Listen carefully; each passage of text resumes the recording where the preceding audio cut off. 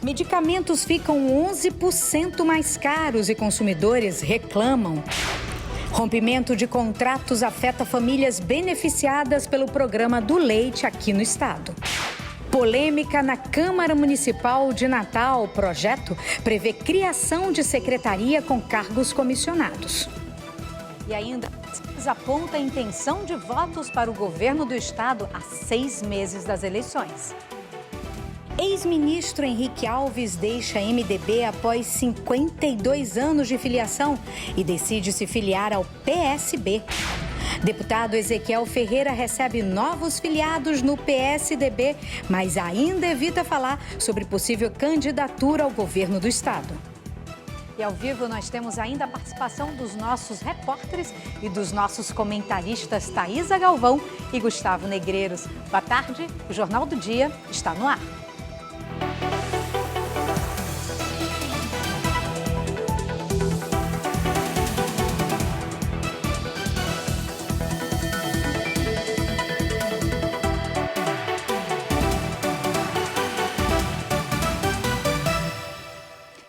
Começa o Jornal do Dia hoje falando sobre o rompimento do contrato de 3 fornecedores do programa do leite, o que está afetando a distribuição para parte das famílias beneficiadas. A repórter Vanessa Florencio traz todas as informações ao vivo. Boa tarde, Vanessa. Afinal de contas, por que o rompimento desse contrato?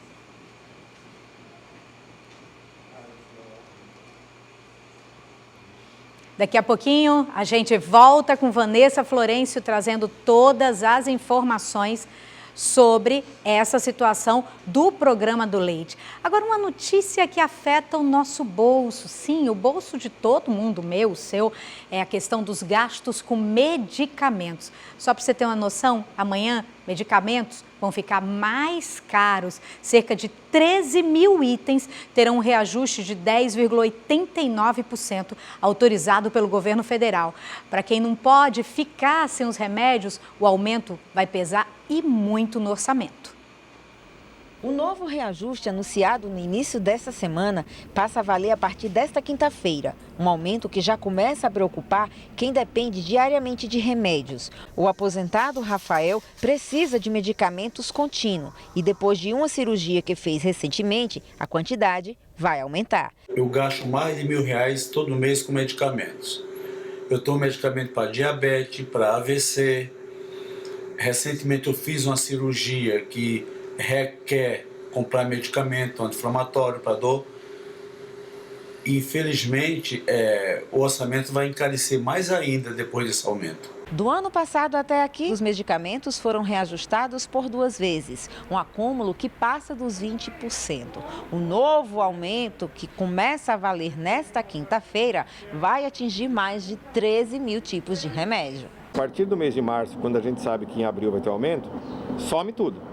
A reposição das farmácias fica completamente comprometida. O laboratório segura os produtos porque vai ter aumento. Os remédios têm preços controlados e congelados por 12 meses. E nenhuma empresa pode aumentar o preço máximo ao consumidor de seus produtos sem autorização do governo. Por isso, uma única vez de cada ano, os aumentos de custo de produção acumulados nos 12 meses anteriores podem ser incorporados ao preço dos medicamentos, a critério das empresas fabricantes, com base na fórmula de cálculo criada pelo governo. Um reajuste de tamanha magnitude frente a uma inflação gigantesca vai massacrar a população e principalmente os mais pobres, né? Já tiveram alimentos, o preço do alimento subindo bastante e agora vão ter os medicamentos, que são dois itens que não tem como fugir.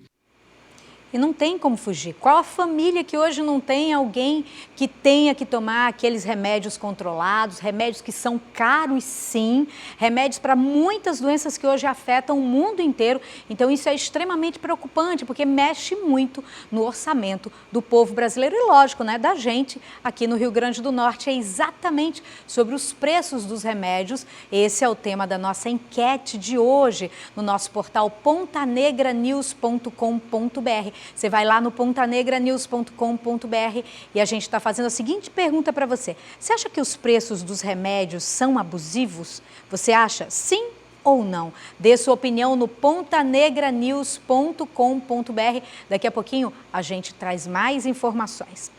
E um dos produtos mais típicos da Páscoa também está mais caro. Haja coisa cara, hein? Agora são os preços dos ovos de Páscoa de chocolate que subiram em média 15%. Nos supermercados, o protagonista da época mais doce do ano já está presente. Mas para o consumidor comprar, aí já é outra história. O fator decisivo nessa hora é o preço. Cada ano que passa, as coisas ficam mais caras, né? O ovo de Páscoa geralmente não está dando para levar para casa. Com reflexos da inflação brasileira e influência também do cenário internacional, os ovos de chocolate devem deixar a Páscoa neste ano mais salgada. Isso porque o produto aumentou em média 15% em 2022. Mas o acréscimo é ainda maior em ovos com personagens infantis, que chegaram a ter alta de 40% em relação ao ano passado. Está muito caro. Infelizmente é complicado, fica complicado. Esse ano acho que não. Neste supermercado, o espaço reservado para os ovos de chocolate reduziu pela metade, reflexo da queda nas vendas de anos anteriores. Mas a expectativa para esse ano é de aumento de 1,9% na procura do produto. A gente tenta pelo menos, assim, não superar tanto, mas permanecer a mesma venda do ano passado. Com base no Índice Nacional de Preços ao Consumidor Amplo, os produtos mais consumidos no feriado de Páscoa acumularam uma inflação de até 83% nos últimos 12 meses. O açúcar refinado e derivados usados em doces e sobremesas acumulam alta de 43%. Devido a esse reajuste de combustível, sempre está tendo esse impacto nos preços. E isso influencia também no poder aquisitivo hoje em dia, que vimos uma grande dificuldade hoje financeira. Com preços mais altos, o jeito vai ser improvisar, trocando os itens por outros mais em conta. Uma caixa de chocolate, uma barra, a gente vai adaptando, né? E outra opção também são os chocolates caseiros, né? Aquele que às vezes a sua vizinha, né, uma colega de trabalho tem e você pode comprar por um preço bem mais baixo. E a seguir aqui no Jornal do Dia, ex-ministro Henrique Alves deixa o MDB após 52 anos e decide se filiar ao PSB. E mais, reta final da janela partidária intensifica e troca-troca de legendas entre os políticos acontece em massa. Jornal do Dia volta já. E estamos de volta falando sobre um assunto que gerou polêmica ontem na sessão da Câmara Municipal. É o seguinte, o Executivo, a Prefeitura do Natal, enviou para apreciação dos vereadores um projeto que prevê a criação de uma nova estrutura administrativa na Prefeitura. Estava previsto para ser votado na sessão um projeto de lei de autoria do Executivo Municipal que cria a Secretaria Extraordinária de Gestão em Projetos Especiais. Mas a matéria, que seria votada em regime de urgência, foi retirada de pauta. De acordo com o texto, cerca de 90 cargos seriam criados para a nova pasta, o que foi rejeitado pela oposição. Ninguém aqui é contra a estruturação de nenhuma secretaria, ao contrário disso, nós somos a favor, para isso mesmo defendemos os servidores, defendemos que tenha concursos para que as secretarias sejam estruturadas, mas não vamos aceitar que isso aconteça, né, como um debate impeditivo à atualização do piso salarial e atualização da database. Inclusive, a respeito disso, eu conversei com pessoas muito ligadas ao prefeito agora pela manhã e o que eles me disseram foi o seguinte: olha, Micarla, de alguma forma, essas duas secretarias, o que se está falando é que uma secretaria tinha sido promessa de campanha e ele tem que cumprir. A outra é uma secretaria que vai focar nos grandes projetos, que estão aí só para esses próximos meses, avaliados em 250 milhões de reais esses projetos, e é necessário uma secretaria que tenha uma capacitação e um foco só para isso. Então, se realmente for esses números, os 250 milhões, é lógico que a gente, né, não é tão absurdo se colocar uma nova secretaria se for para tratar de algo com esse montante. A gente sabe, lógico, todo mundo sabe que tem uma hora que a prefeitura, que um governo, ele tem que se adaptar a um novo tempo. E esse talvez seja esse tempo dessa adaptação que o prefeito Álvaro Dias está fazendo na cidade. Mas agora a gente vai falar sobre os bastidores da política do Rio Grande do Norte.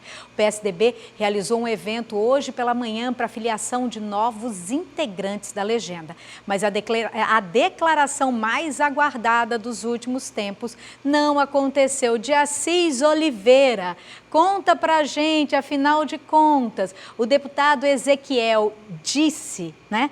Vou ou não vou? Ser ou não ser? Eis a questão. Fala pra gente, já decidiu ou ainda não? Boa tarde, Micarla. Boa tarde para todo mundo. Ele não falou sobre o assunto. Na realidade, falou bastante aí sobre o peso que ele levou para esse evento de filiação. Muitos prefeitos, muitos vereadores, muitos deputados. E a gente perguntou, insistiu, e ele não falou sobre essa possível candidatura dele ao governo do Estado. Vamos acompanhar a entrevista. O senhor vem aí de vários mandatos como deputado estadual e há uma especulação muito grande sobre o seu nome para governo do Estado. O senhor vai sair ou não? Eu hoje estou aqui ao lado dos deputados fazendo a filiação. Foram meses trabalhando as nominatas do partido e nós estamos concluindo com êxito, com sucesso, graças, sem dúvida nenhuma, à relação, à amizade e o conceito que o PSDB hoje tem no estado do Rio Grande do Norte. Nós estamos recebendo deputados de várias legendas, prefeitos de várias legendas e toda e qualquer decisão será tomada diante de discussões. Pois é, saímos de lá sem a resposta que a gente tanto gostaria de saber. Uma definição concreta referente a isso, né? Se de fato ele vai ou não concorrer ao governo do Estado, mas existe aí uns prazos. Acredito eu que ele vai continuar aí testando o nome dele até lá.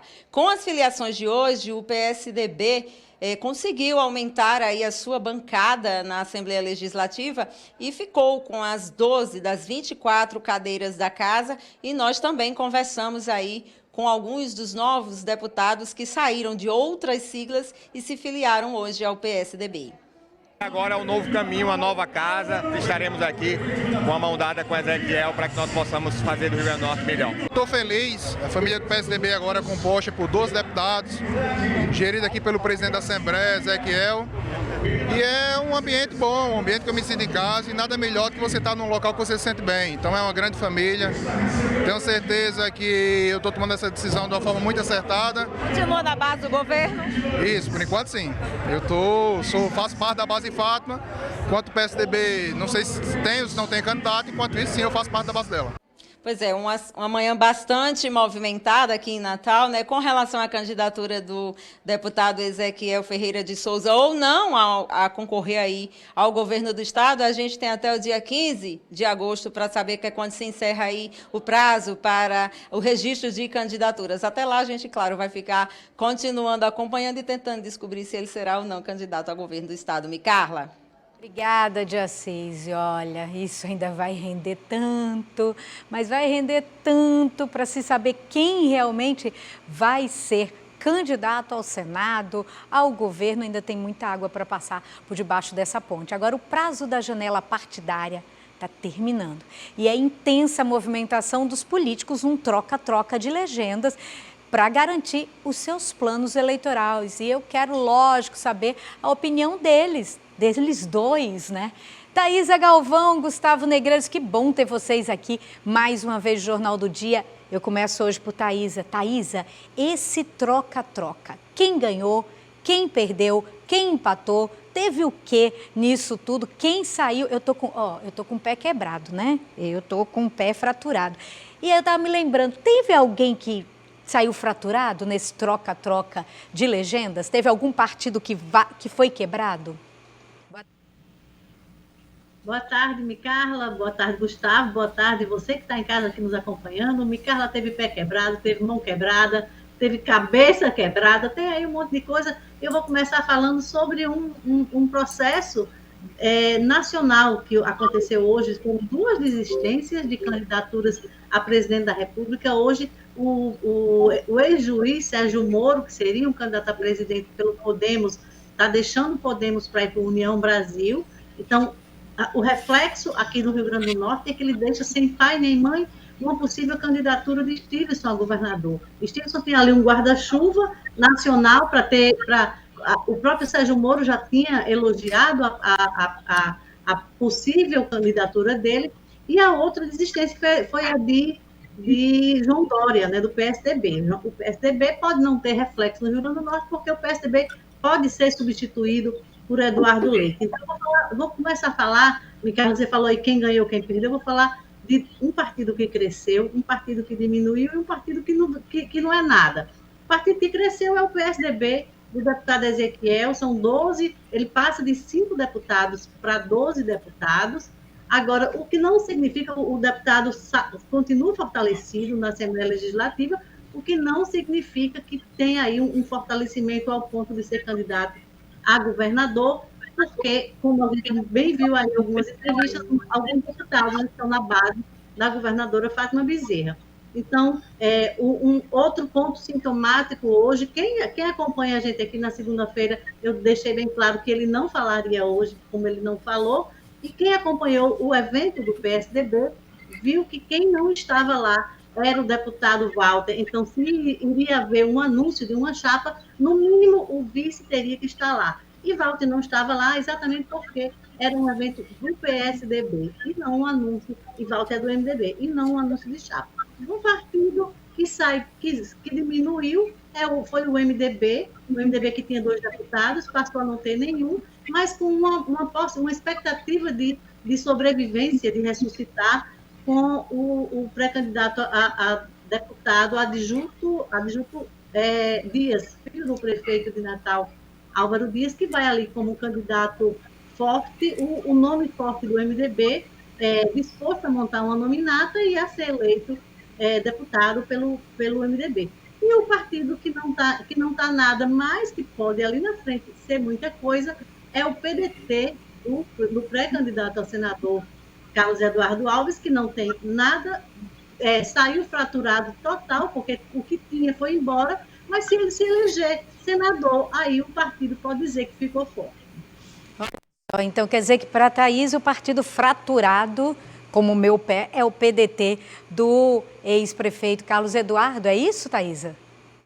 Exatamente, um dos, né? A gente tem muita fratura exposta em tudo isso. O PL, por exemplo, que tinha 3 deputados na Assembleia Legislativa, vai ficar com um só. Salvou aí o coronel Azevedo. O coronel Azevedo deixou o PSC, se filiou, garantiu a sobrevivência dele, mas o PL fica pequenininho, de 3 passa para 1, e é o partido, vamos e convenhamos, do presidente Jair Bolsonaro. Quem, na sua opinião, você concorda com Thaísa? Quem sai fraturado? Quem sai melhorado? Quem sai assim, já na frente mesmo nessa maratona? Quem está para trás? Fala para a gente qual é a sua visão desse momento aí final das filiações. Boa tarde, Micaela, Thaísa, boa tarde a você, amigo da TV Ponta Negra. Olha, quem saiu forte foi a governadora Fátima Bezerra, por incrível que pareça. Quando a gente olha que o PSDB tem 12 deputados, a gente diz, que partido grande! Desses 12, 5 são da base da governadora Fátima Bezerra. Doutor Bernardo, Ubaldo, Kleber, Raimundo Fernandes, que foi agripinista, foi geraldista, agripinista, garibaldista, vilmista, rosalbista. Aí Robson deixou ele ser por causa de Galeno, mas ele ia na governadoria escondido, e agora ele é petista. Raimundo Fernandes, né? E o outro é Albert Dixon. Porque Albert é governista até a tampa. Então, dos 12 deputados de Ezequiel, 5 são de Fátima. Então, a governadora Fátima, nesse jogo, saiu fortalecida. Só sair daqui um pouco do Rio Grande do Norte, João Dória, Thaísa, desistiu de desistir. Acabou de dar uma nota ao partido dizendo que ele é candidato à presidência da República. Ele desistiu de manhã e desistiu de desistir agora à tarde. Moro foi para conveniência, né? Ele foi para União Brasil para ser deputado federal por São Paulo. Aí a gente tem para a União Brasil do Rio Grande do Norte. O ex-senador Zé Agripino, apesar de não ser candidato, ele conseguiu, junto com Paulinho Freire, trabalhar uma nominata bem forte para deputado federal, porque, pessoal, interessa para os partidos deputado federal e senador. Por quê? Porque isso faz parte do cálculo para receber dinheiro, o fundo eleitoral e fundo partidário. Fundo eleitoral, por exemplo, são 4 bilhões e 700 milhões que vão ser liberados para esses partidos. Então, observe, o União Brasil fez um nominado com Paulinho, com Benes, que foi o deputado federal mais votado da vez passada, com Carla Dixon, porque dizem que tem ainda um certo poder no segmento evangélico, né? Com Leonardo Rego, que é ex-prefeito de Paulo Ferro, com Carol Pires, que é vereadora de Parnamirim, com Sandra Rosado, que já foi deputada federal várias vezes, o marido, o pai também. Então, assim, a União Brasil cresceu muito, porque é uma nominada que pode fazer 2 deputados federais e 3 ou 4 deputados estaduais. Eu acho que é um partido União que se fortaleceu. O PSDB, ele inchou. É igual a infecção. Você, quando assim, você tem um tumor, aí assim, um furúnculo, não sai assim aquele negócio tipo um pus, é mais ou menos o que está acontecendo com o PSDB. Porque Ezequiel saiu enfraquecido. Ele entrou e saiu calado e não disse a principal coisa, que ele tinha que dizer se é ou se não é. Está ficando feio para o presidente da Assembleia algumas coisas. Por quê? Porque um político tem que ter posição, não ficar assim murista. Eu sei que o PSDB é uma característica, mas a Ezequiel tem que tomar uma posição. Queria chamar a atenção para o PP de Beto Rosado. Beto está bem calado, todo mundo diz, Beto tem expectativa. Tem sim.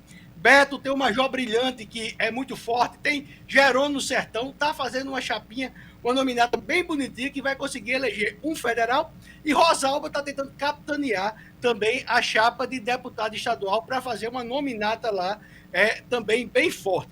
Rafael Mota conseguiu se salvar. Observe, Rafael Mota pegou Léo Souza e pegou Henrique Alves. Henrique Alves deixou de ser batedor de esteira de Garibaldi e vai ser batedor de esteira para Rafael Mota. O engraçado é que Henrique, quando fez uma carta deste tamanho, para não dizer absolutamente nada, 1976, 78, 82, a história, papai, óido. Meu amigo, o pessoal quer saber de futuro. E o futuro dele é no PSDB. Nesse canjerê todinho, sem ninguém combinar, tem a gente, o povo. Vamos esperar aí o que é que o povo acha no final desse canjerê político que acaba amanhã pelo mês da filiação. Agora, Gustavo, nesse canjerê, como você disse, todo aí, aproveito também, Thaísa, afinal, entre mortos e feridos, quem foi que escapou? Porque, pelo que vocês disseram aqui, todo mundo teve seus altos, mas também teve baixas, né? Então, entre mortos e feridos, Gustavo, quem escapou? Thaísa e Micarla, eu tenho, assim, por exemplo, falta Antônio Jacome, falta Jean Paul Prats, são pessoas que ainda têm o que se decidir. O PL, por exemplo, Micarla, tem Robson, Girão e João Maia. Entrou Roberta Lacerda, que é a doutora lá da época do Covid, mas não tem batedor de esteira. Então, assim, desses 4, talvez só se salve um. O PL, que, como Thaísa disse, perdeu 3 deputados estaduais, mas ganhou um, então, na verdade, perdeu 2, né? Que é o Coronel Azevedo. Então, ainda falta alguns posicionamentos. Carlos Eduardo, por exemplo, ele está indo para cima muito do PSB. Você vê que são aliados de fato. É muito estranho. Vai tentar diminuir essa chapa de Rafael Mota, tanto na Câmara quanto na Assembleia Legislativa. Por quê?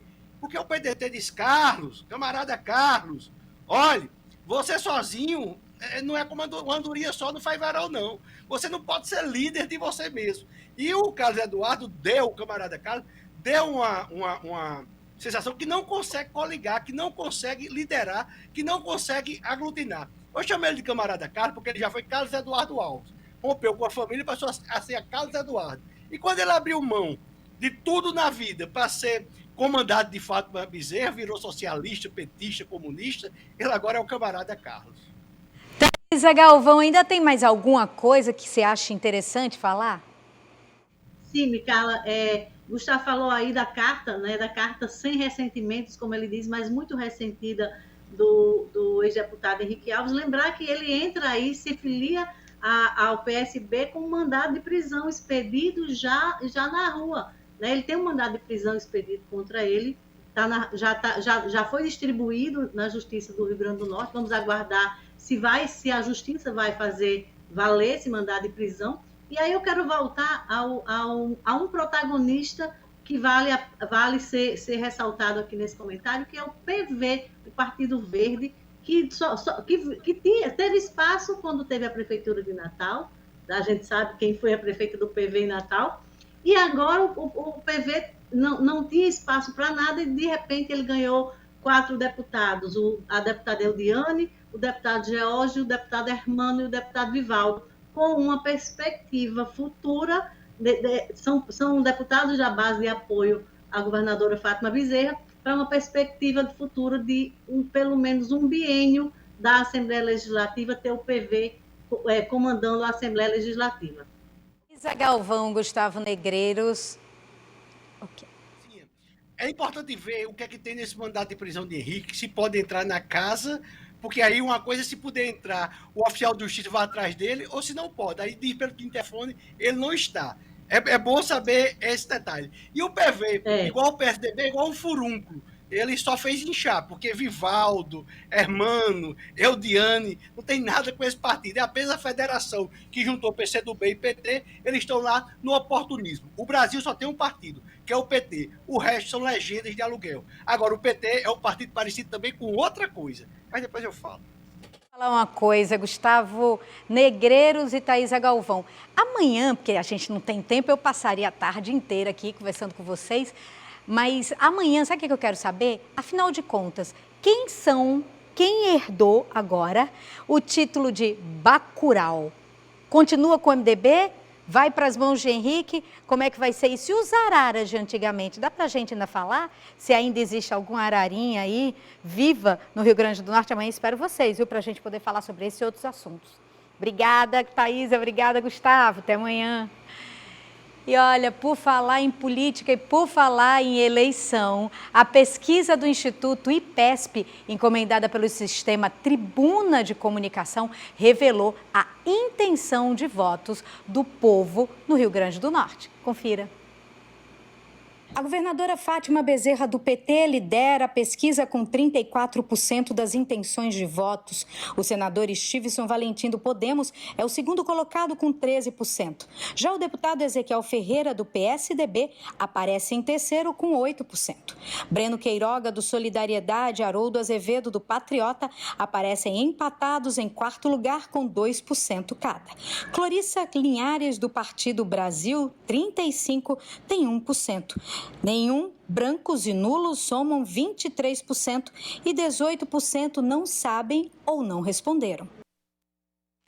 Seguir o resultado da nossa enquete sobre os preços dos remédios. Jornal do Dia volta já.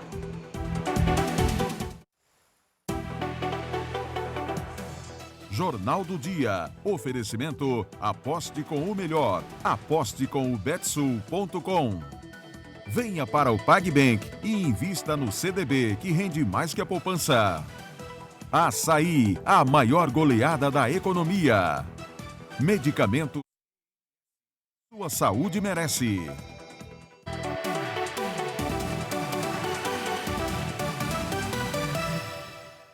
E a gente volta com o Jornal do Dia falando agora sobre o rompimento de contratos de 3 fornecedores do Programa do Leite.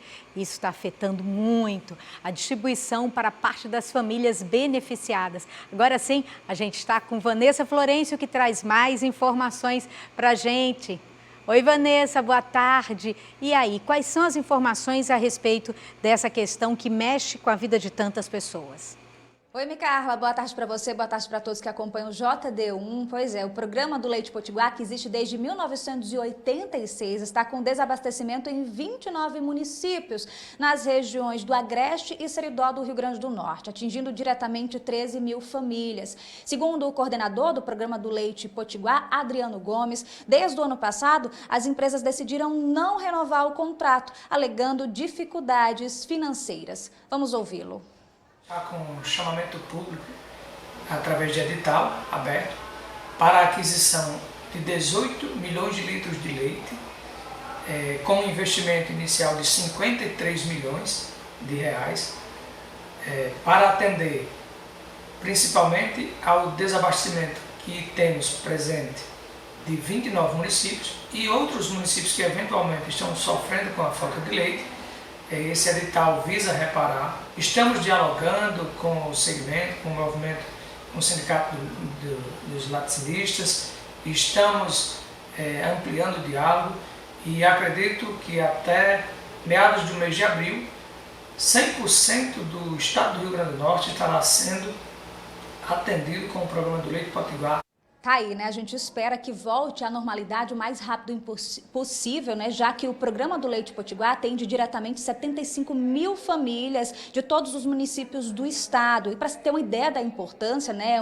Um programa de complementação alimentar que atende crianças de 1 a 7 anos de idade e idosos em situação de vulnerabilidade social. E esse programa existe apenas em 2 estados, no Rio Grande do Norte e no Paraná. Micarla, volto com você no estúdio. Obrigada, Vanessa. E tão importante, né? Esse programa, muito importante. Essas 75 mil famílias, imagina aí, multiplica por a quantidade de pessoas. Pelo menos 5 pessoas aí em cada casa. Isso faz muita diferença, sim. E a gente torce que se resolva o mais rápido possível. Agora vamos falar sobre futebol. Estão definidas as semifinais do 2º turno do campeonato estadual. É a vez de América e ABC, que venceram na última rodada na fase eliminatória, classificatória. O ABC começou a goleada com Alan Dias de cabeça. Marquinhos aproveitou o rebote para fazer o segundo. A bomba de Alan Dias foi o terceiro. Felipinho fez o quarto. Jefinho o quinto. E ainda teve Alisson baixinho com o sexto. E mais um de Jefinho, 7 do ABC no Açu. Em Mossoró, o Wallace pernambucano abriu o placar. América 1-0 no Potiguar. Tiaguinho fez o segundo e Técio definiu o placar. América 3-0 no Potiguar. As semifinais do 2º turno rolam no fim de semana, com ABC contra Potiguar no sábado e América contra Globo no domingo.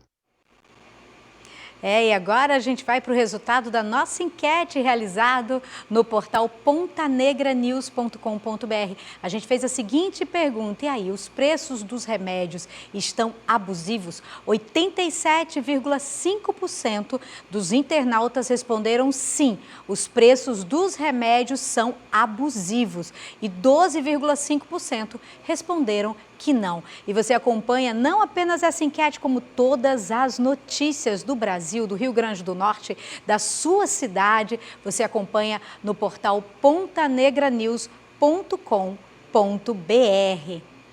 E outras notícias você acompanha no Jornal do Dia, 2ª edição, às 7h20 da noite, com Georgia Neri, ou agora mesmo no pontanegranews.com.br. Para você, muito obrigada pela sua companhia, uma ótima tarde para você. O nosso encontro já está marcado, viu? Amanhã, logo após o Patrulha. Deus te abençoe.